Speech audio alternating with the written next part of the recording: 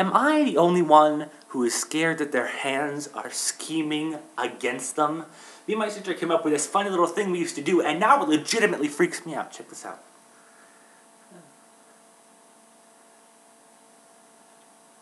Hey guys, how's it going? Wait.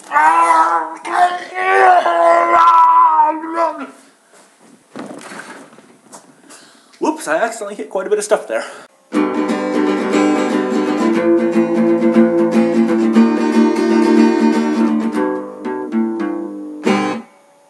I have to admit something rather personal to you guys. I don't like poetry, or this hat. You know what? There, that's so much better. I'm not really sure what it is about it. I mean, I love folk music, and the definition of folk music is music that tells a story, so I don't really know what's up. I think it comes down to, I don't know how to read it. I read a novel differently based on if it's in first person or third person. For an example, a first person story would go like this. Today, I went to the store and bought a blueberry yogurt and fell comedically in love. It was an impossible love that didn't last, but we didn't care.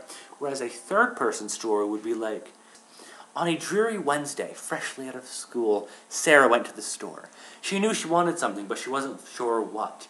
For a few happy seconds, she found contentment in a small, oddly shaped carton of yogurt, but the contentment didn't last. For as she was checking out, someone was checking her out, and little did she know how confusing her life was about to become. Classic third person. And that's enough of you, John Green. But when I'm reading poetry, I'm not sure whether I should read it dramatically to convey the angst of the author, or to read it in a more natural tone so that it seems accessible and friendly to whoever's listening. There are actually some poems that I like Tim Burton's collaboration with Vincent Price for a short film called Vincent, link in, well, down there. Vincent is good when his aunt comes to see him, but dreams of dipping her in wax for his museum.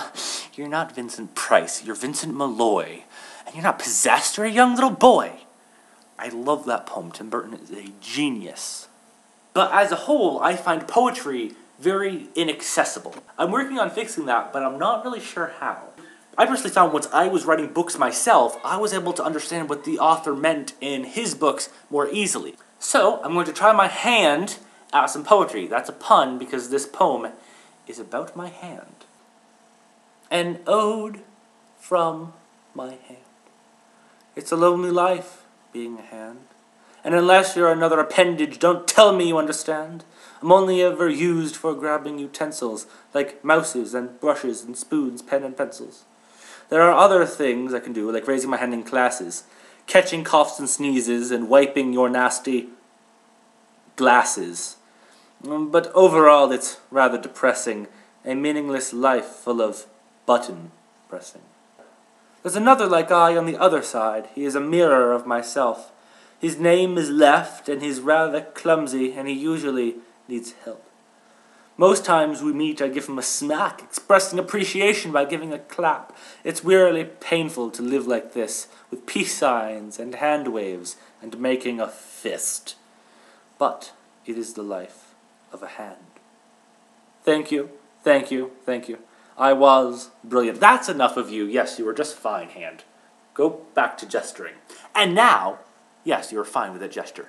So with any luck at all, maybe someday soon I can start appreciating poetry. Have you guys thought about how barbaric the actual act of clapping is? Think about it. Two hands, perfectly well-meaning hands that do things for you every time, like allow you to sip a glass of stuff or put in your earbuds, and then you make them hit each other. I'm so sorry.